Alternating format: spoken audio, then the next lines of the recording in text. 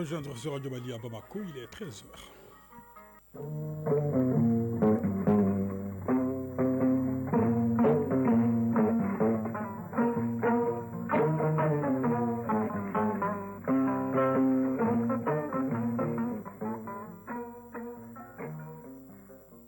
Le journal Ibrahima Traoré. C'est 13h dimanche, mesdames, messieurs, à la une de cette édition. La rentrée scolaire prévue pour demain lundi sur toute l'étendue du territoire national. Le ministre en charge de l'éducation nationale s'est adressé à la communauté éducative.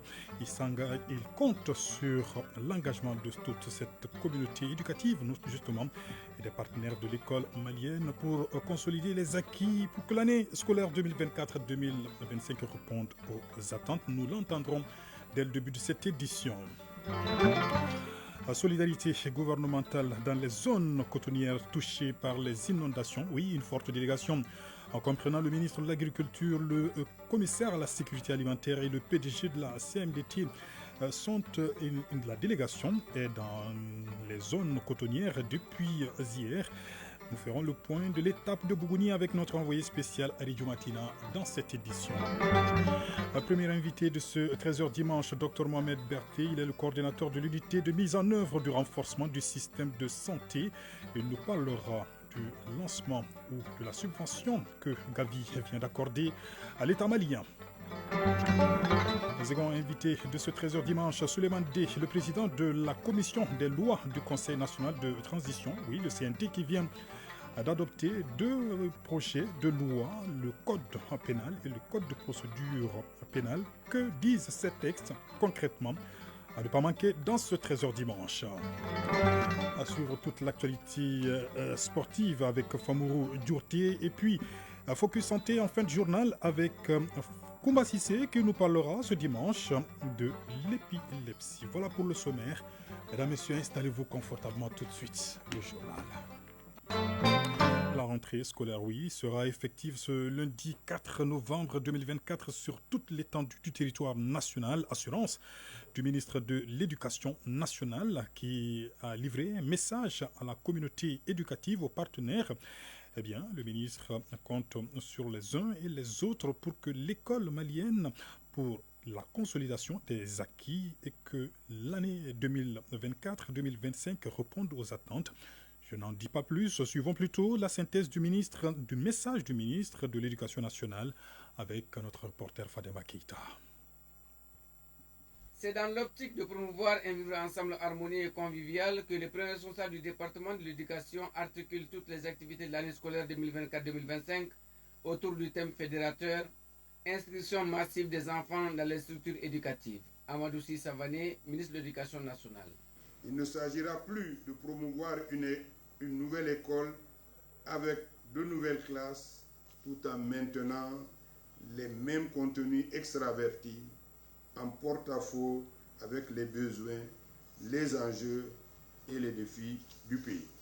Il s'agira d'abord d'une école nouvelle avec de nouveaux contenus, de nouveaux profils d'enseignants et d'apprenants gérés au travers d'une gouvernance vertueuse, elle-même doublement adossée sur un soutien politique permanent et ferme et sur un financement souverain. Il s'agira ensuite de changement de mentalité et d'attitude de tous les acteurs de l'éducation, de changement de contenu des programmes d'éducation et de formation, de l'organisation de la formation des éducateurs formateurs. L'éducation est un droit fondamental pour tous les enfants. Elle est un levier essentiel pour le développement économique, social et culturel de notre pays.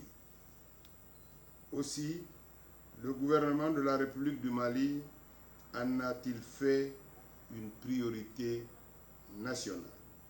Pour concrétiser cette ambition, nous avons besoin de l'appui, de la collaboration et de la solidarité de tous les acteurs de la société civile, les associations de parents d'élèves, les partenaires et les syndicats d'enseignants, les leaders religieux et coutumiers.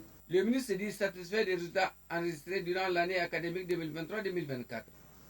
Les réalisations importantes entreprises par la transition sous le leadership de son Excellence le général d'armée Assimi Goïta, président de la transition, chef de l'État, méritent d'être soulignés. Outre la construction d'infrastructures scolaires, des recrutements d'enseignants ont été effectués. Des renforcements de capacités au profit de personnel sont entrepris. Des acquisitions de matériel et autres manuels pédagogiques au profit de notre école sont enregistrés. Le gouvernement prendra les mesures idoines pour que tous les enfants maliens aient accès à leur droit fondamental à l'éducation. En somme, une année scolaire réussie est le fruit de la conjugaison d'efforts de tous. Un reportage signé Fademba Keita. Une mission conjointe au ministère de l'Agriculture, commissariat à la sécurité alimentaire CMDT dans les zones côtières. Première étape, Bougouni, oui, la région a été fortement touchée par les inondations, oui, les récentes inondations. Nous avons en ligne notre envoyé spécial Aridjou Matina qui suit cette mission. Aridjou Matina, bonjour. Aridjou Matina, est-ce que vous me recevez? Bonjour. Bonjour Aridjou Matina. Bonjour Ibrahim Traoré. Alors, vous suivez cette visite de terrain du ministre de l'Agriculture, du commissaire à la sécurité alimentaire et du PDG de la CMDT. Vous êtes où en ce moment et qu'est-ce qu'on peut retenir de ce déplacement? Oui, Ibrahim Traoré, comme vous l'avez dit, c'était une mission de 3 jours conduite par Daniel Simon Clément, le ministre de l'Agriculture qui était accompagné du ministre commissaire à la sécurité alimentaire Redouane Aga Mohamed Ali, ainsi que le PDG de la CMDT, Madou Moustapha Diara. L'objectif, c'était de venir voir certaines zones cotonnières. Comme vous le savez, cette année, notre pays a été frappé par des inondations qui ont causé beaucoup de dégâts dans plusieurs localités. Ainsi, cette mission devait venir ainsi à Bougouni, à Sikasso et à Kouchala. Et ça a été le cas. La mission a d'abord concerné Bougouni qui a été la première étape à ces niveaux. La mission est venue voir depuis certains villages qui ont été sérieusement affectés par les inondations. Et en même temps, la mission a profité de l'occasion pour offrir des vivres à ces populations sinistrées avant de leur demander de ne pas se décourager, de rester debout et voilà, de faire face aux différents défis. Et ensuite, la mission s'est poursuivie pour venir à Sikasso et c'était le même exercice au niveau de Sikasso également. Voilà, donc la mission s'est entretenue avec les exploitants agricoles avant de visiter certaines parcelles inondées. En réalité, à ces niveaux également, Ibrahim Traoré, certaines zones de production cotonnière ont été sérieusement affectées. Des milliers d'hectares ont été endommagés à cause des conséquences des inondations. Et là-bas également, la mission a profité de l'occasion pour offrir des kits alimentaires à ces populations sinistrées, des kits offerts par le président de la transition, le général d'armée Assimi Goïta. Et ensuite, la mission s'est dirigée vers Kouchala, qui était la dernière étape donc, de cette mission. Et là-bas également, la mission a profité de l'occasion pour échanger avec les exploitants agricoles avant de remettre 100 tonnes de vivres aux populations sinistrées, 100 tonnes de vivres remis au gouverneur, le général de division Abdoulaye Cissé, qui va se charger de la distribution au niveau auprès des différents localités sinistrées. En tout cas, partout où la mission s'est rendue, Ibrahim Traoré, ça a été un ouf de soulagement pour les populations sinistrées qui attendaient cette aide, cette solidarité envers l'État. Et en ce qui concerne Koutiala, où on a arrêté plus de 30 000 hectares endommagés à cause des conséquences des inondations. En tout cas, de façon générale, la mission a profité de l'occasion pour demander aux exploitants donc de rester courageux, de s'armer de courage, de ne pas se décourager et de continuer quand même à se donner à fond. Et en réalité, ça a été quand même une mission salutaire puisque cette solidarité a été ressentie dans les différents endroits. Et voilà, donc c'est avec beaucoup de joie que la mission est en train de retourner à Bamako, et une mission de 3 jours qui s'est très bien tenue dans les différentes localités. Merci beaucoup Aridou Matina. Je rappelle que vous êtes notre envoyé spécial pour suivre donc ce déplacement de cette mission conjointe conduite par le ministre de l'Agriculture. Eh bien, une mission qui comprenait également le commissaire à la sécurité alimentaire ainsi que le PDG de la CMDT dans les zones cotonnières touchées par les récentes inondations. On en vient à l'invité de ce 13h dimanche. Oui, le premier invité de ce 13h dimanche est Dr Mohamed Berté. Il est le coordinateur de l'unité de mise en œuvre du renforcement du système de santé. Eh bien, oui. On parle de l'appui à la santé au Mali avec l'organisation internationale Gavi qui vient de mettre à la disposition de l'État malien une nouvelle subvention d'une valeur de plus de 26 milliards 651 millions de francs CFA pour une durée de 5 ans. Docteur Berté, bonjour. Bonjour. Alors merci d'avoir accepté notre invitation. Ma première question, Gavi, de quoi s'agit-il concrètement ? Merci beaucoup. Gavi, c'est une alliance mondiale pour la vaccination qui permet quand même d'acquérir des vaccins à des coûts accessibles pour le bénéfice des populations vulnérables et des populations les plus défavorisées que nous sommes, c'est-à-dire ceux qui n'ont pas les grands moyens de s'acquérir les vaccins traditionnels. Gavi vient et peut intercéder auprès des firmes pharmaceutiques pour avoir un abaissement de ces coûts-là pour nous permettre d'acquérir ces vaccins. Et qu'est-ce qui a motivé Gavi de subventionner, de mettre à la disposition du Mali, cette fois-ci, plus de 26 milliards de francs CFA ? Je crois encore une fois que c'est le leadership de notre ministre de la Santé et du Développement social, parce que ça fait 25 ans aujourd'hui, jour pour jour, que Gavi est aux côtés du gouvernement malien pour lui permettre quand même d'assurer la vaccination sur toute l'étendue du territoire. Mais c'est la toute première fois qu'en une seule enveloppe, Gavi offre cette bagatelle de 26 milliards 651 millions 176 400 francs CFA à la population, au peuple malien. Donc, et cette enveloppe servira à faire quoi concrètement ?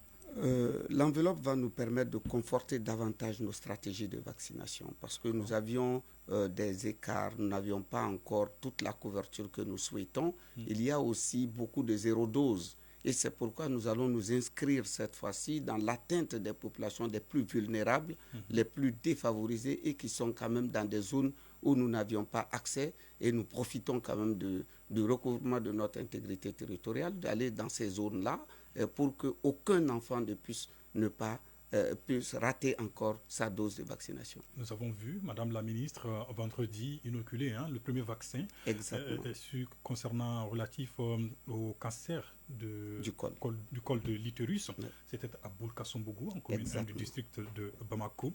Quel est l'objectif visé ?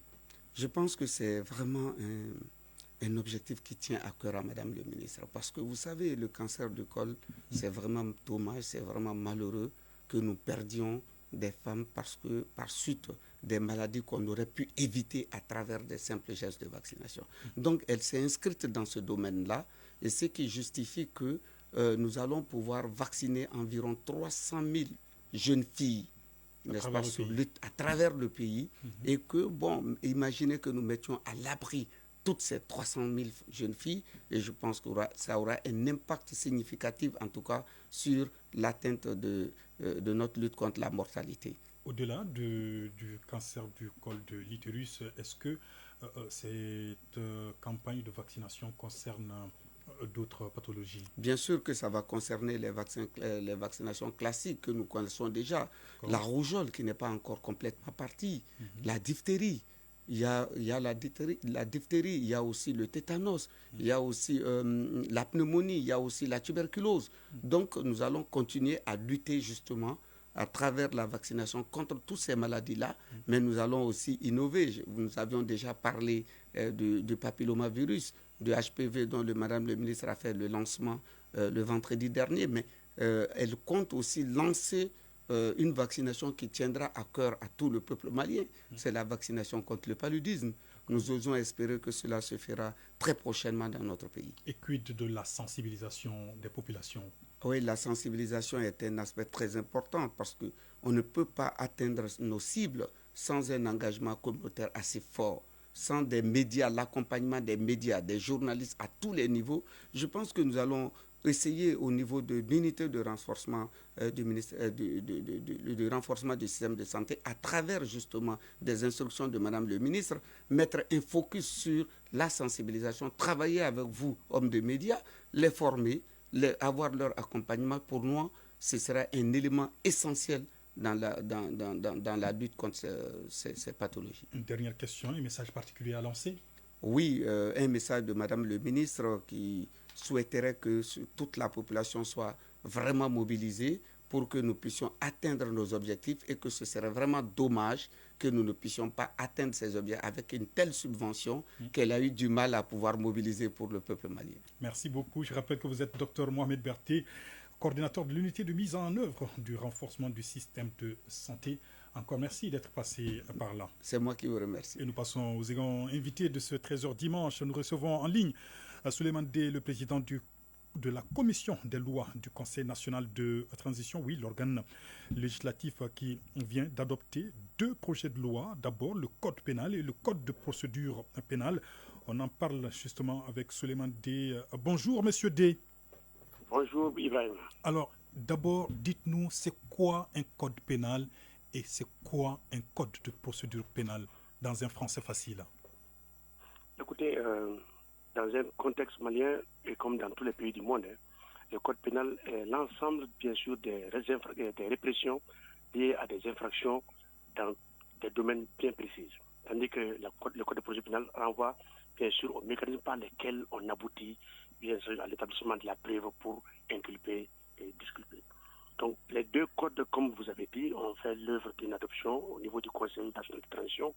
Il y a de cela 48 heures et c'était pour aboutir à une réforme extrêmement importante que les autorités de la transition s'étaient fixées. Très bien. Et que disent ces textes? Qu'est-ce qui a changé concrètement?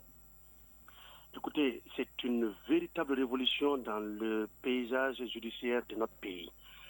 Comme tout le monde le sait, au Mali, beaucoup de personnes se plaignent de la justice et le président, lors de sa toute dernière sortie, a bien dit que le gouvernement prenait, en tout cas les autorités prenaient à bras le corps cette réforme du secteur de la justice. Et aujourd'hui, énormément, je dis bien, énormément d'incriminations nouvelles sont prises en charge. Vous savez très bien que ce code est le 3e du genre, parce que depuis le code des années 60, le code n'a été modifié, les 2 codes n'ont été modifiés qu'en 2000 et bien sûr aujourd'hui en 2024. C'est pratiquement des séquences de 20 ans à 30 ans avant qu'on aboutisse à ces réformes majeures. Aujourd'hui, la société a évolué, les nouvelles infractions sont là et des nouvelles incriminations sont à prendre en charge. Et donc, c'est des codes qui évoluent pour s'adapter à la réalité actuelle que connaît le Mali, que connaît la justice. Et donc, comme je vous l'ai dit, c'est d'énormes innovations qui sont là-dedans, parce que ces 2 codes cumulés font plus de 2400 articles et ce n'est pas moindre. Très bien. Et qu'est-ce qu'on doit retenir essentiellement comme innovation? Alors, il y en a plusieurs. Il y en a plusieurs, notamment la prise en charge désormais de la responsabilité pénale des personnes morales, la suppression des cours d'assises, l'institution du juge des libertés et de la détention, le recel comme infraction nouvelle retenue autonome, l'esclavage et la traite des personnes, la transposition des nouvelles incriminations du droit au HADA depuis fin 2023. Vous avez également, qu'on appelle ça, la transposition de la Convention des Nations Unies sur la lutte contre la corruption, vous avez l'intronisation du bracelet électronique, vous avez également la responsabilité pénale du personnel de santé qui est retenue, parce qu'aujourd'hui, dans nos hôpitaux, dans nos centres de santé et autres, depuis toujours, le Mali, c'est vrai que le médecin est renvoyé à un résultat de moyens, et qu'on appelle ça, on ne les oblige pas du tout à d'autres résultats. Ils sont obligés à chercher à soigner.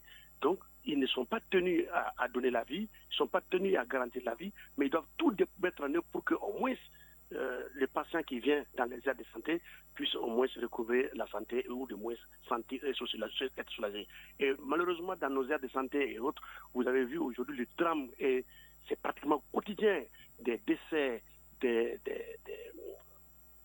violences graves ou des dépendances qui sont le fait des patients qui sont soignés et qui malheureusement, comme c'est notre tradition ici chez nous en Afrique, on dit oui, on laisse tout à Dieu. Désormais, le médecin, lorsque les patients qui arrivent dans les hôpitaux ne sont pas d'accord ou ne sont pas convaincus du diagnostic posé par un médecin et des conséquences graves liées à ces diagnostics, pourront désormais engager la responsabilité de ces agents de santé. Aussi, il y a lieu de prendre en charge tous les aires de santé, notamment les centres de santé communautaires, de référence et les centres confessionnels. Donc, autant d'innovations qu'on peut citer, jusqu'à ce qu'aujourd'hui, le Mali procède à la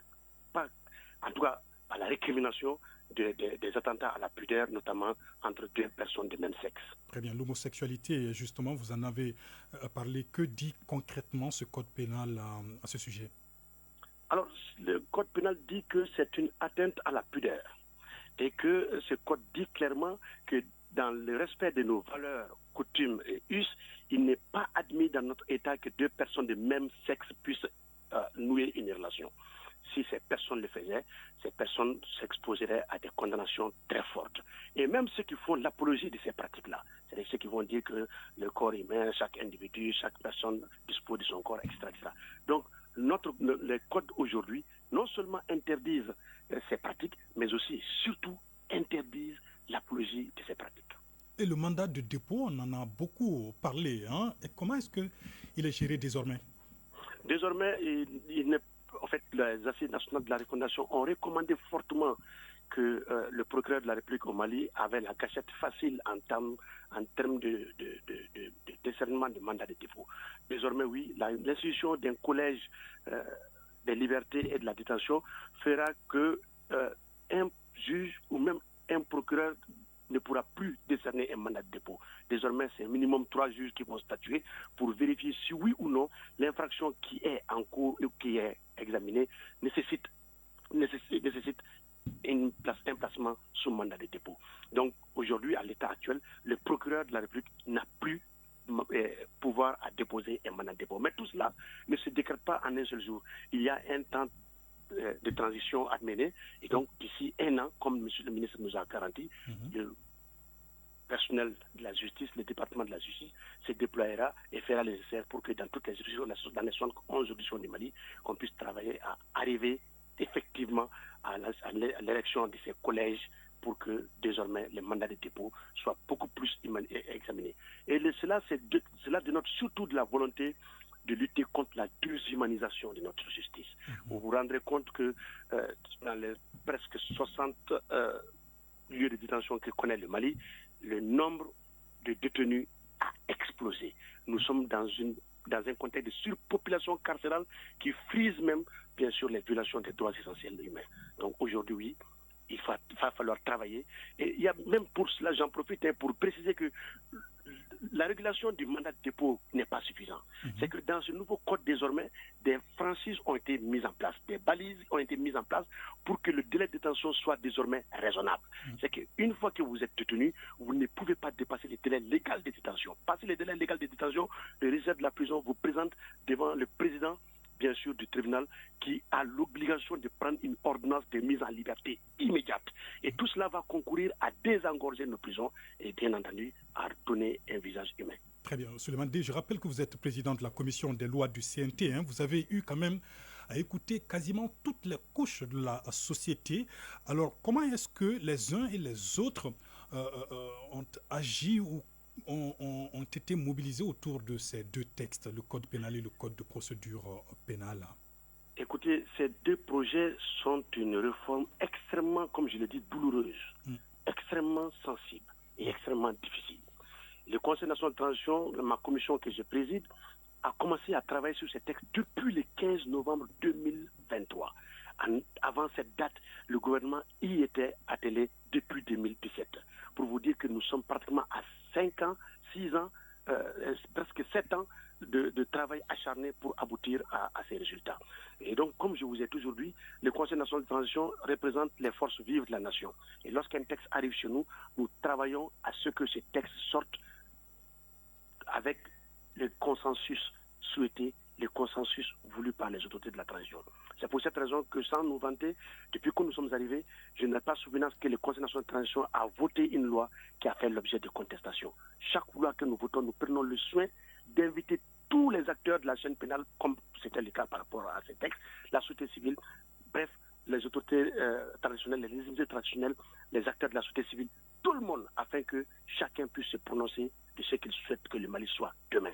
C'est à ce seul prix que nous arrivons à atteindre ces résultats, comme aujourd'hui, où tout le peuple semble recueillir avec les bras ouverts ces deux textes. Et quel message avez-vous à l'endroit des populations pour qu'elles puissent avoir accès au contenu de ces deux textes, pour qu'elles puissent s'imprégner davantage de ce code pénal et du code de procédure pénale? Alors, le rôle du parlementaire, c'est de ressusciter. Le rôle du parlementaire, c'est d'écouter, bien sûr, les autorités, les acteurs, les entités, mais c'est son rôle également de revenir vers eux pour les restituer des résultats de leur écoute. Donc, nous avons bonne foi d'approcher le département de la justice, d'approcher tous les partenaires qui nous ont accompagnés tout au long de ces processus pour que demain, sur le terrain, nous puissions répartir dans les 19 régions du Mali les arrondissements du district locaux au plus près des populations, vulgariser, bien sûr, ces deux textes-là. Monsieur Souleymane Dé, je rappelle que vous êtes président de la commission des lois du CNT. Merci d'avoir répondu à nos différentes questions. Je vous en prie. Actualité hors de nos frontières à présent. Et nous ouvrons avec le Tchad où les élections législatives et locales sont prévues pour le 29 décembre prochain. Après 2 prolongations, le délai de dépôt des dossiers de candidature expire ce dimanche à minuit. Mais un constat, le faible engouement autour de ces élections. On en parle avec vous. Lassina Keita, bonjour. Bonjour Ibrahima Traoré. Alors, pourquoi la société civile tchadienne s'inquiète pour ces élections qui suscitent un faible engouement? La société civile est inquiétée face aux tensions enregistrées ça et là pendant la campagne, mais aussi face au coût élevé des candidatures, des dépôts de dossiers. Le montant de la caution par candidat pour déposer une liste au communal, un parti doit débourser 3,6 millions de francs CFA, alors que la subvention au parti récemment débloquée par le président s'élève à 3 millions de francs CFA. Face donc au coût de la caution, peu de candidatures sont enregistrées. Les candidatures indépendantes sont finalement interdites. Il faut signaler, Ibrahima Traoré, que les cas de réticence de certains partis politiques à participer aux élections et ceux qui ont choisi le boycott, comme le cas du parti Les Transformateurs de l'opposant Succès Masra, de même que l'opposition dite radicale réunie au sein du GCAP. Merci beaucoup Lassina Keita. Au Mozambique, la situation demeure tendue après les résultats des élections générales et la victoire du camp présidentiel. L'élection de Daniel Chapo du parti Frelimo au pouvoir depuis 50 ans est contestée par le candidat perdant Venancio Mondlane, j'espère que je prononce bien, qui a appelé ses partisans à paralyser le pays jusqu'au 7 novembre. On en parle avec vous, Mohamed Sangaré, bonjour. Et bonjour Ibrahim Traoré. Vous suivez ce dossier pour 13h dimanche. L'annonce de la victoire du camp présidentiel a-t-elle engendré des violences déjà? Oui, tout à fait. Hier, plusieurs affrontements entre forces de l'ordre et manifestants pro-Valencio ont eu lieu à travers le pays.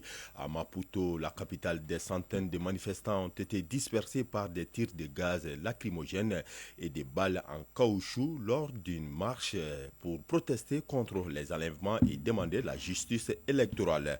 En Nampula, province du Nord, à près de 2000 km de la capitale, des tensions persistent avec des échauffourées, des rues bloquées et des barricades de pneus enflammés. Et depuis le début des manifestations la semaine dernière, au moins 11 personnes ont été tuées. Les réseaux sociaux utilisés par l'opposant Mordlan sont inaccessibles. Ces derniers candidats malheureux à la présidentielle restent cachés depuis l'assassinat de deux proches avant la proclamation des résultats. La commission électorale a déclaré fin octobre que Daniel Chapo, représentant le Frelimo, avait remporté l'élection présidentielle avec près de 71% des voix, tandis que Valencio Mordlan, ancien animateur de radio et ex-membre du principal parti d'opposition, a obtenu 20% des suffrages selon les résultats officiels. L'opposition a saisi le Conseil constitutionnel pour demander un nouveau comptage des voix. En réponse, la Cour a demandé à la commission électorale de fournir tous les résultats des bureaux de vote dans 6 des 11 provinces ainsi que ceux de Maputo. Ibrahim. Merci beaucoup, Mohamed Sangari. Voyons le reste de l'actualité internationale. En plus bref, à présent, avec vous, Ousmane Daou, bonjour. Bonjour Ibrahim Traoré. D'abord, la crise dans l'est de la République démocratique du Congo. Eh bien, à Luanda, une avancée, l'on note, une avancée dans les négociations entre experts congolais et rwandais. Sous l'égide des médiateurs angolais, les deux parties ont reçu de la facilitation, une proposition, un concept des opérations. Ce document stratégique prend en compte les points de vue des deux parties sur leur engagement respectif. Parmi les avancées notables, les experts ont validé la composition tripartite du mécanisme de vérification ad hoc renforcé. Justement, c'est ce mécanisme qui sera chargé de vérifier la véracité des accusations mutuelles d'agression et d'attaque. Ce mécanisme dirigé par l'Angola intègre les officiers de liaison de la RDC et du Rwanda. Le lancement officiel du dispositif est prévu au plus tard mardi 5 novembre à Goma en RDC. Espagne, colère des populations sinistrées qui cherchent des coupables et tensions entre le gouvernement et l'opposition. Face à la lenteur de l'arrivée de l'aide dans la région de Valence ravagée par les inondations, les habitants se plaignent de cette lenteur et des secours pour non-assistance. Et le chef de l'opposition de droite est monté hier soir au créneau en accusant le gouvernement, je cite, dans une urgence nationale, aucun gouvernement ne peut rester à attendre les bras croisés. Fin de citation, a déclaré Alberto Núñez Feijóo. Et puis ce dimanche, le roi Philippe et sa femme sont en visite dans la région de Valence avec le Premier ministre. Tenez-vous bien, ils sont arrivés il y a juste 30 minutes, vraiment Traoré, et ils ont été caillassés, justement, une première dans l'histoire de l'Espagne. Les habitants ont caillassé le roi Philippe, sa femme et le Premier ministre Pedro Sánchez, qui a pourtant déclaré hier l'envoi de 5000 militaires et 5000 policiers et gendarmes supplémentaires pour aider les habitants, déjà qui a fait 214 morts cette tragédie. Et la guerre au Proche-Orient avec Israël qui a mené une opération de commando dans le nord du Liban pour capturer un haut responsable du Hezbollah. Cela s'est passé à 140 km de la frontière israélienne dans la petite ville portuaire de Batroum dans le nord du Liban. L'agence nationale d'information libanaise précise que les faits se sont déroulés à l'aube ce matin.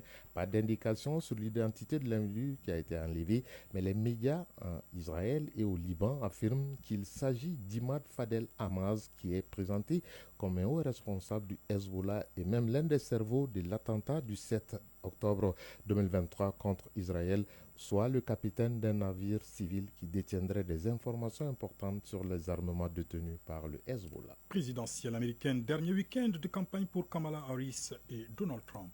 Et ce samedi, Donald Trump a tenu un meeting en Caroline du Nord avant d'en faire un deuxième en Virginie, pourtant qui n'est pas un état clé. Kamala Harris, elle était en Georgie, à Atlanta. Les démocrates présents à Atlanta ne sont pas toujours convaincus de sa victoire. Certains l'ont affirmé justement après ce meeting. Des rappeurs qui ambiancent la foule sous un soleil brûlant. Kamala Harris prend la parole, répète son programme pour aider les classes moyennes et réussir à réconcilier le pays. Sur scène également, Kamala Harris a insisté sur l'importance d'aller voter. Quant à Donald Trump, en Caroline du Nord, tout comme en Virginie, il a matraqué sur l'immigration, comme depuis le début de la campagne, son thème favori, en déclarant qu'il mettra fin à l'immigration aux États-Unis, notamment ceux des Latinos. Et terminons par la présidentielle en Moldavie, un second tour très serré entre les deux candidats.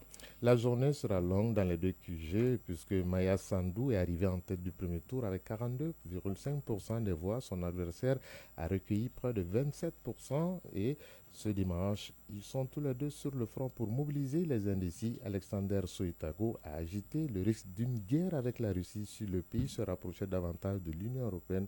et il est arrivé au premier tour. Merci. Merci beaucoup Ousmane Daou pour toutes ces informations à l'international. Les sports dans quelques instants.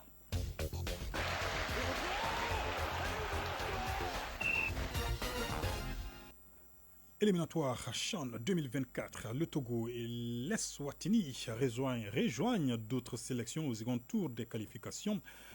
Eh bien, la finale du tournoi de l'UFOA de la zone A des moins de 17 ans est prévue pour ce lundi 4 novembre 2024. Oui, demain donc, lundi. Elle aura lieu à Diamniadio au Sénégal. Le résumé de toute l'actualité des sports, c'est avec vous, Famorou Djourté. Le stade Lat Dior de Thiès au Sénégal n'abritera plus la finale du tournoi de l'Union des fédérations ouest-africaines de la zone A chez les moins de 17 ans, prévu ce lundi 4 novembre 2024. L'annonce a été faite ce samedi par la Fédération sénégalaise de football à travers un communiqué sans évoquer la raison de cette délocalisation. La finale se jouera finalement au terrain annexe du stade Abdoulaye Wade de Diamniadio. L'instance dirigeante du football sénégalais a précisé que l'heure du démarrage de la rencontre est restée la même, 18h GMT. La finale mettra aux prises le Mali et le Sénégal. Notons aussi que les sélections U17 du Mali et du Sénégal représenteront la zone UFOA A, la prochaine CAN de la catégorie en 2025.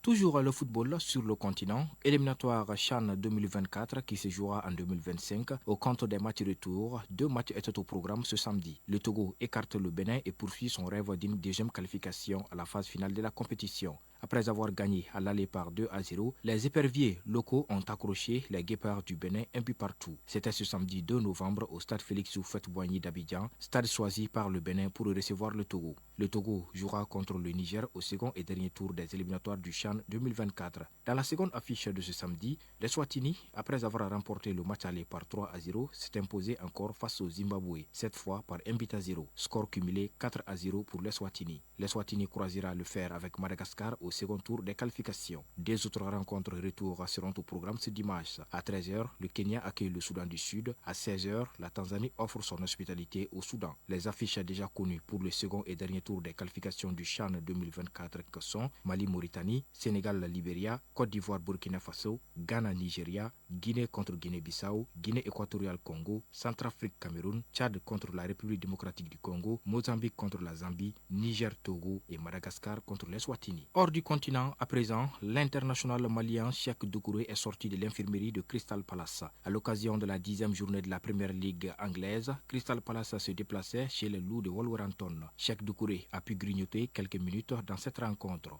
En effet, le milieu de terrain malien est entré à la 80e minute de jeu. Son club, Crystal Palace, est retourné avec un point de son déplacement chez Wolverhampton, avec un score final de 2 buts partout. Cette saison, le Malien de 24 ans n'a joué que 4 fois, dont 3 en championnat. Lors du match de la 4e journée contre Leicester City, le 14 septembre dernier, il a été touché. Les examens ont révélé qu'il s'agit d'une blessure à la cheville. Cheikh Doucouré avait également subi une situation compliquée en raison d'une blessure la saison écoulée. Il a été touché au tendon d'Achille, ce qui l'a écarté des terrains pendant plusieurs mois. Il s'est retrouvé avec seulement 11 matchs de championnat sur toute la saison. Avec désormais le retour de Cheikh Doucouré, le sélectionneur des Aigles du Mali, le Belge Tom Saintfiet, dispose d'une nouvelle arme au cœur du jeu de l'équipe nationale de football du Mali. Focus Santé. La chronique santé de ce dimanche s'intéresse à l'épilepsie. Cette maladie provoque des crises à répétition chez les patients qui peuvent aller de l'agitation à la perte de connaissance. Plus de détails dans ce numéro signé Koumba Sissé. Agitation, trouble comportemental, chute ou encore perte de conscience. Voilà quelques réactions qui indiquent la crise épileptique chez une personne vivant avec l'épilepsie. Cette crise n'a pas d'heure ni de moment précis pour se manifester. Mariam Doumbia, maman d'un enfant atteint d'épilepsie. Si sa crise survient, il pleure beaucoup et il est trop têtu. Pendant ce temps, il perd conscience. Ce n'était pas fréquent, mais actuellement, il est tout le temps en crise. Adama Kone, neurologue. L'épilepsie, en fait, c'est une maladie neurologique chronique qui se manifeste par des crises en fait, à répétition. Et ces crises sont dues à une décharge excessive de neurones dans le cerveau. Les causes sont variées et sont multiples. On ne peut que citer, par exemple, lors d'une atteinte du cerveau, les infections du cerveau, une méningite, une méningoencéphalite ou bien soit un AVC, on peut faire l'épilepsie. ou bien soit un accident même de la voie publique qui cause un dommage en fait cérébral. Et il y a aussi les causes en fait métaboliques. Et aussi, il y a ce qu'on appelle les souffrances fœtales aiguës ou bien soit les souffrances cérébrales aiguës, c'est-à-dire les anoxies cérébrales lors de l'accouchement ou pendant l'accouchement ou même après l'accouchement. On peut avoir aussi les causes génétiques. Comme la crise peut venir à tout moment, la conduite des moyens de transport est interdite aux personnes touchées par l'épilepsie. Elles ont à tout moment besoin de surveillance et d'assistance. Si une crise en fait survient, il faut surtout essayer de tranquilliser le malade et puis le mettre sur le côté et puis l'éloigner en fait des objets ou bien soit de l'endroit où il peut se blesser. Il y a des choses en fait qu'il faut éviter, notamment les cours d'eau, les baignades ou soit la conduite automobile. L'épilepsie n'est pas une maladie contagieuse. Donc, en aucune manière, une personne atteinte de cette maladie ne peut la transmettre à quelqu'un. S'agissant du traitement, il est long et souvent c'est à vie. Il y a beaucoup de médicaments en fait qu'on peut utiliser pour éviter ces crises. Et l'utilisation en fait de ces médicaments dépend aussi du type de crise. Quand on suit les conseils du médecin, on peut guérir définitivement de l'épilepsie, mais on reste toujours épileptique connu. Les crises à répétition ont des conséquences sur la vie des patients. À chaque crise, en fait, il y a des cellules en fait si ça atteint souvent des zones fonctionnelles du cerveau, donc ça peut entraîner un handicap comme une infirmité motrice cérébrale ou bien soit une régression des acquisitions. Par exemple, un enfant qui avait toutes ses acquisitions, qui commençait à marcher, qui commençait à parler, qui commençait à jouer, à faire des trucs. Et lorsqu'il y a ces répétitions de crises, en ce moment, ces enfants peuvent régresser. En dehors de ça aussi, quand on chute, on peut se blesser. Et on ne sait pas exactement là où on va tomber. Et on peut se blesser, se cogner la tête ou autre. Donc, les complications sont un peu ça. La majorité des cas de l'épilepsie commencent depuis l'enfance, mais elle peut être aussi diagnostiquée tardivement chez l'adulte. Focus Santé. C'est ce numéro de Focus Santé qui met fin à ce journal à 13h passées de 41 minutes. Sur nos antennes, un grand merci à Alimata Ouattara qui assure la mise en onde de ce journal avec à la mise en ligne Amadisso, à la coordination éditoriale Ousmane Daou, à la réalisation Lassine Keita. Lassine Keita qui sera là dans un instant pour rétrocéder la rétrospective de l'actualité de la semaine. Et à 19h30, la grande édition du soir. D'ici là, passez d'excellents moments de radio en notre compagnie. Bon dimanche.